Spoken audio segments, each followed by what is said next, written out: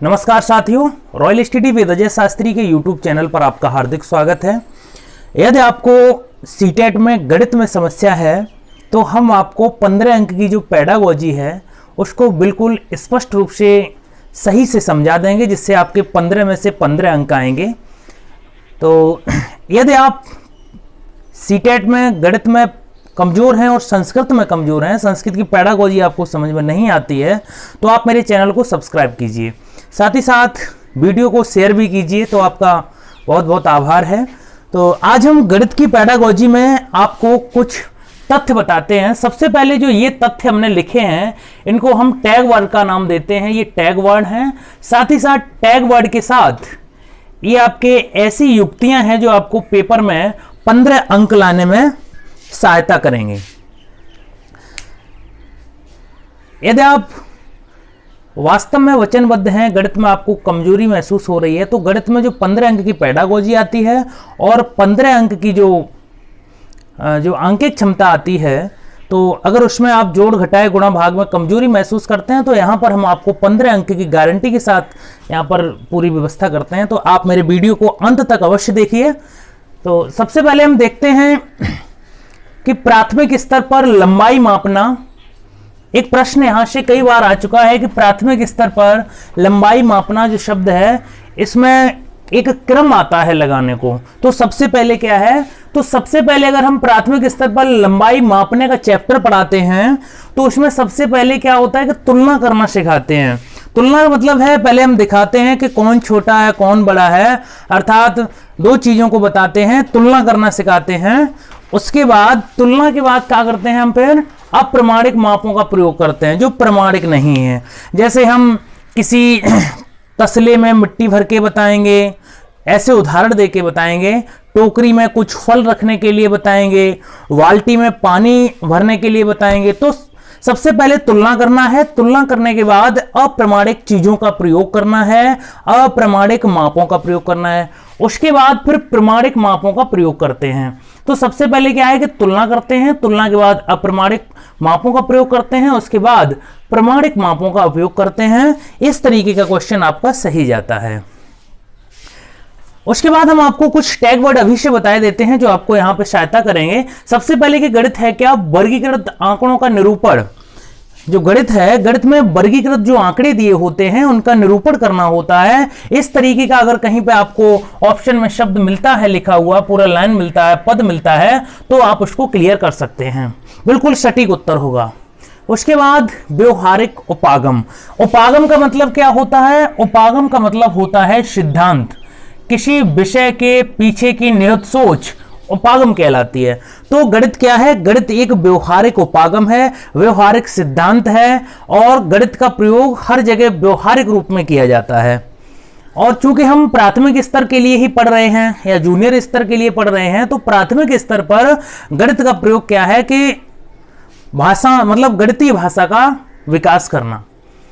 फिर आता है आपका विश्लेषण। जो विश्लेषण शब्द दिया है ये वैन और हीले ने दिया है। वैन और हीले जो है वो दंपति थे, पति पत्नी थे दोनों आपस में। तो इन्होंने, ये डच निवासी थे, तो इन्होंने एक व्यवहारिक वो दिया है उन्होंने, वैन हीले ने, जिसमें 4 चरण दिए हैं। तो उनमें से जो विश्लेषण शब्द है उन्हीं का है, एक स्टेज का। तो अगर कहीं पे विश्लेषण शब्द दिया है, विश्लेषण का तात्पर्य होता है चीजों को विश्लेषित करना, खंड खंड करके समझना। इस तरीके का कहीं प्रश्न आता है तो आपका उत्तर सही होगा। ऑप्शन आपको चेक करना है, कुछ नहीं करना है। आप, मैं जो तथ्य बता रहा हूं इन तथ्यों को आप जो आए हुए प्रश्न हैं उनमें क्लियर करके देखना, सारे सटीक जाएंगे। साथ ही साथ परीक्षा में भी जो प्रश्न आएंगे वो भी आपके सही जाएंगे। अगर कहीं आपको क्या करना है कि अगर कोई 4 विकल्प दिए गए हैं उनमें से सबसे पहले आपको ये टैग वर्ड देखने हैं। यदि कहीं पे तार्किक शब्द लिखा मिलता है किसी भी वर्ड में, यदि प्रश्न सकारात्मक प्रवृत्ति का है तो आपको तार्किक शब्द को चुन के उसका उत्तर देना है जो आपका सही जाएगा।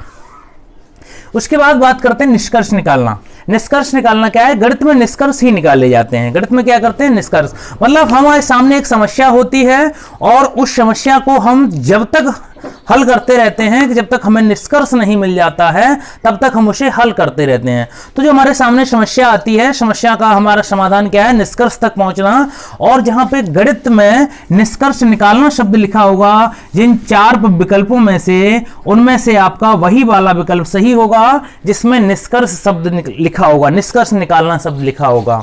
अब प्रश्न कई बार आया है कि प्राथमिक स्तर पर गणित की प्रवृत्ति क्या है। तो एक चीज और हम बता दे रहे हैं, जो प्राथमिक शब्द लिख के आता है तो आप याद रखना मेरे तरीके से कि प्राथमिक अगर शब्द दिया है तो बालक 1 और 2 का है। बालक या तो कक्षा 1 का है या 2 का है, इससे ज्यादा का नहीं है। अगर इससे ज्यादा का है तो फिर प्रश्न में दिया जाता है कि कक्षा 3 का छात्र या कक्षा 4 का छात्र या कक्षा 5 का छात्र या कक्षा 3 की शिक्षिका, कक्षा 4 की शिक्षिका या कक्षा 5 का शिक्षक या शिक्षिका। इस तरीके से प्रश्न दिया जाता है। यदि शब्द प्राथमिक लिख के आता है तो आप यकीन मानिए कक्षा 1 या 2 का बालक ही होगा। तो प्राथमिक वैसे 1 से 5 तक है, इसमें कोई दो राय नहीं है, लेकिन वो प्रश्न पूछने का तरीका उनका प्राथमिक है ना, तो वो कक्षा 1 और 2 ही तक होता है। ठीक है, तो प्राथमिक स्तर पर गणित का मतलब गणित का व्यवहार क्या है या गणित की प्रवृत्ति क्या है? तो गणितीय प्रतिभा का विकास करना, जो बालक की गणितीय क्षमता है उसका विकास करना ही आपका प्राथमिक स्तर पर गणित का मूल उद्देश्य है। गणितीय प्रतिभा का विकास करना, यह प्रश्न जहां भी मिलेगा वो आपका उत्तर सही होगा। 4 विकल्प आपको देखने हैं। उसके बाद देखते हैं तार्किक अवधारणा। तार्किक अवधारणा से क्या है कि गणित की प्रवृत्ति कैसी है? तार्किक है, हर चीज में तर्क होता है। x मानते हैं, y मानते हैं और जब तक मानते रहते हैं समीकरण भी बनाते हैं। समीकरण बनाने के बाद कितने भी समीकरण हल कर लो लेकिन हम एक निश्चित निष्कर्ष पर पहुंच जाते हैं। तो क्या है? तार्किक अवधारणा है। सही उत्तर होगा आपका 4 विकल्पों में से। उसके बाद बात करते हैं प्रतीकात्मक रूप। प्रतीक का मतलब क्या होता है? प्रतीक का मतलब होता है चिन्ह, सिंबल या कोई भी सिद्धांत जैसे मॉडल। तो गणित में क्या है कि गणित में प्रतीक यानी चिन्ह माने जाते हैं, चिन्हों को मानकर ही गणित को हल करते हैं। तो प्रतीकात्मक जो रूप है, इस तरीके का ऑप्शन कहीं में दिया होगा वो आपका सही उत्तर होगा। उसके बाद बात करते हैं तार्किक प्रवृत्ति की। गणित की प्रवृत्ति कैसी है? तार्किक है। इस तरीके का ऑप्शन जहां भी लिखा मिलेगा वो आपका सही उत्तर होगा। गणित की विशेषता क्या है? समस्याओं को हल करना। जैसा हम पहले बता चुके हैं कि गणित में समस्याओं का हल ही किया जाता है, एक निश्चित निष्कर्ष पर पहुंचा जाता है। तो किसी निश्चित निष्कर्ष पर अगर हमें पहुंचना है तो सबसे पहले हमें समस्याएं जो सामने आती हैं उनको सॉल्व करते जाना है, तब हम एक निश्चित निष्कर्ष पर पहुंच पाते हैं। तो समस्याओं को हल करना जहां भी ऑप्शन दिया होगा गणित की पेडागोजी में वो आपका सही उत्तर जाएगा। विभिन्न प्रकरणों से अभ्यास। तो गणित में क्या है कि गणित सिखाने के लिए क्या है? गणित में विभिन्न प्रकरणों के माध्यम से अभ्यास कराया जाए तो बालक सही से सीख सकता है। तो ये आपका सटीक उत्तर होगा और 100% उत्तर होगा। अब हम आइए फिर से यहीं से शुरुआत करते हैं। प्राथमिक स्तर पर व्यवहारिक उपकरण क्या हैं? तो प्राथमिक स्तर पर जो व्यवहारिक उपकरण हैं वे गणित की मूल संकल्पना को समझने के लिए हैं। जो प्राथमिक स्तर पर जो मूल उपकरण हैं वो गणित की मूल संकल्पना को समझने के लिए हैं। साथ ही साथ मापतोल की इकाइयां संबंधी कौशल भी प्राथमिक स्तर पर पढ़ाए जाते हैं। ठीक है, एक बार फिर से समझ लीजिए, जो प्राथमिक स्तर पर व्यवहारिक उपकरण हैं, ठीक है, उपकरण, तो वे क्या है कि गणित की मूल संकल्पना को समझने के लिए होते हैं। अब उपकरण से ऐसे क्या है कि जैसे प्राथमिक स्तर पर जो पैमाना होता है, चांदा प्रकार वगैरह छोटी छोटी चीजें होती हैं, वे उपकरणों की ही श्रेणी में आते हैं। अर्थात जो अबेकस वगैरह है वो क्या है कि गिनती वगैरह सीखने के लिए प्रयोग में ली जाती हैं। तो प्राथमिक स्तर पर व्यवहारिक उपकरण, उपकरण से मतलब तो जानते ही आप, तो गणित की मूल संकल्पना को समझने के लिए इनका प्रयोग किया जाता है। साथ साथ प्राथमिक स्तर पर मापतोल की इकाइयां संबंधी कौशल भी सिखाए जाते हैं। गणित भाषा के अंग। तो गणित भाषा के अंग क्या है? पद, प्रत्यय, सूत्र, सिद्धांत, चिन्ह। तो जो पद, प्रत्यय, सूत्र, सिद्धांत और चिन्ह हैं ये गणित के गणितीय भाषा के अंग हैं। तो गणितीय भाषा के अंग आपको या तो क्रमशः लगाने को पूछ सकता है या तो वो पूछ सकता है कि कौन सा गणितीय भाषा का अंग नहीं है। तो इसके लिए आपको इन 5 तथ्यों को अच्छे से कंठस्थ कर लेना है, याद करना है और समझ लेना है। जैसे पद क्या है? पद टर्म होता है, प्रत्यय से मतलब होता है कॉन्सेप्ट। आपको कॉन्सेप्ट पता होना चाहिए कि सवाल का कॉन्सेप्ट क्या है। कॉन्सेप्ट बहुत जरूरी होता है। अगर आपको कॉन्सेप्ट नहीं आता है, अगर आपको ये नहीं पता है कि प्रस्तुत में का आता है या का की के आते हैं तो उनको 100 नीचे लाया जाता है या क्या गुणा किया जाता है, तो अगर आपको कॉन्सेप्ट पता नहीं है तो आप क्लियर नहीं कर पाएंगे। सूत्र मतलब होता है फॉर्मूला। आपको गणित में फॉर्मूला का बहुत ही आपको प्रचलन देखने को मिलता है। साथ ही साथ सिद्धांत, सिद्धांत का मतलब क्या होता है? उपागम होता है। उपागम का मतलब क्या होता है? सिद्धांत।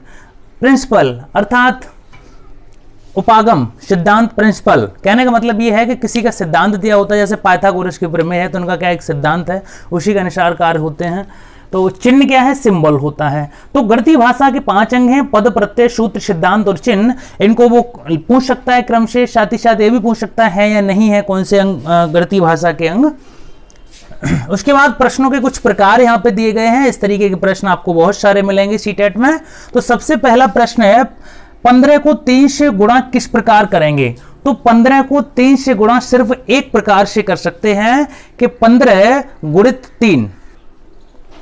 15 को सिर्फ एक प्रकार से गुणा कर सकते हैं, 15 गुणित 3।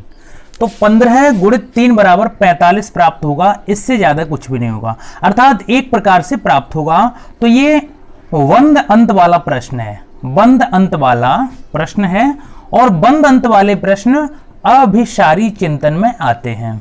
अभिसारी, और अभिसारी को ही हम रचनात्मक चिंतन भी कहते हैं। 15 को 3 से गुणा किस प्रकार करेंगे? तो 15 में 3 का गुणा करेंगे तो 45 प्राप्त होगा। सिर्फ एक प्रकार से प्राप्त किया जा सकता है, या तो 15 का 1 में गुणा कर दो, या या तो 15 का 3 में कर दो, या 3 का 15 में कर दो। बात है कि एक ही प्रकार से किया जा सकता है। अब देखते हैं कोई दो संख्याएं जिनका गुणनफल 45 हो। तो देखिए, एक तो हम 15 का गुणा 3 में करेंगे तो 45 प्राप्त होगा। यदि हम 9 का 5 में करेंगे तो 45 प्राप्त होगा। यदि हम 45 का 1 में गुणा करेंगे तो 45 प्राप्त होगा। और भी कई ऑप्शन हैं, लेकिन क्या है कि जहां पर एक से अधिक उत्तर मिले तो वहां पर आपका खुले अंत वाला प्रश्न होता है, और अभिसारी चिंतन में, अपसारी चिंतन में आता है। तो ये खुले अंत वाला प्रश्न है, खुले अंत वाला। तो खुले अंत वाले जो प्रश्न होते हैं वो आपके अपसारी चिंतन में आते हैं, और वो आपके रचनात्मक चिंतन भी कहे जाते हैं। अब दिया है 15 × 3 का मान, मतलब 15 गुणित 3 का मान क्या है? तो सीधा सा 45 है। तो ये आपका वंद अंत वाला प्रश्न हो गया, वंद अंत वाला प्रश्न। तो ये आपका अभिसारी भी हो गया, अभिसारी। इस तरीके कई प्रश्न आपको देखने को मिलेंगे। तो आपको याद रखना, अभिसारी चिंतन क्या है? अभिसारी चिंतन वह है जो रचनात्मक होता है और बंद अंत वाला होता है। गणित की पुस्तक कैसी होनी चाहिए? उसमें अवधारणाओं का परिचय संदर्भ के अनुसार हो। गणित में कोई भी अवधारणा पढ़ाई जा रही है तो उसका संदर्भ के अनुसार ही परिचय दिया जाए, और संदर्भ के अनुसार ही अवधारणाएं प्रस्तुत की जाएं। गणितीय संप्रेषण क्या है? गणितीय संप्रेषण कैसा होना चाहिए? तो गणितीय संप्रेषण गणितीय विचारों को सुव्यवस्थित, संचित, स्पष्ट करना। जो गणित का संप्रेषण है वो सुव्यवस्थित होना चाहिए और संचित, संचित मतलब इकट्ठा। एक बार फिर समझिए, गणितीय विचारों को सुव्यवस्थित, यानी जो आपके विचार हैं, किसी के भी विचार हैं, किसी भी गणितज्ञ ने विचार दिए हैं या अपने विचार हैं, वो सुव्यवस्थित होनी चाहिए और संचित होने चाहिए। संचित मतलब इकट्ठा होने चाहिए, उसके बाद स्पष्टीकरण होना चाहिए। गणित का ध्येय क्या है? ध्येय मतलब गणित का उद्देश्य क्या है? तो गणित का उद्देश्य है प्राथमिक स्तर पर बच्चों की गणितीय प्रतिभा का विकास करना। जो छोटे छोटे बच्चे हैं उनमें गणितीय प्रतिभा का विकास करना ही गणित का मुख्य ध्येय है। गणित में रचनात्मक मूल्यांकन क्यों किया जाता है? अब प्रश्न रचनात्मक मूल्यांकन से आया है, तो एक होता है सृजनात्मक मूल्यांकन और एक होता है रचनात्मक मूल्यांकन। तो यहां पर रचनात्मक तथ्य क्या है कि मूल्यांकन का मतलब होता है मूल्यधन अंकन, अर्थात मूल्य का मतलब होता है वैल्यू, और वैल्यू को आंकना मूल्यांकन कहलाता है। तो अधिगम में असंगति और शिक्षण कमियों को पहचानना। मूल्यांकन करने से क्या होता है, जैसे प्रश्न जो कराए जाते हैं वो बालक जो प्रश्न को उत्तर देता है तो हमें पता लग जाता है कि कितने प्रश्नों को उसने सही किया है, कितनों को गलत किया है। तो यहां पर एक तो असंगति का पता लगता है और शिक्षण में जो कमियां होती हैं उनको पहचान लेता है अध्यापक कि अगर 100 अंक में से बालक ने 40 अंक प्राप्त किए या 60 अंक प्राप्त किए तो यहाँ पर कमी है, मतलब ज़्यादा से ज़्यादा अंक प्राप्त करने चाहिए। अब एनसीएफ 2005 की चर्चा करते हैं। एनसीएफ 2005 ने एक टैग वर्ड दिया है कि गणित की लंबी आकृति क्या संकेत करती है। तो जो गणित की लंबी आकृतियां होती हैं वे एक संकल्पना को दूसरी संकल्पना से जोड़ना सिखाती हैं।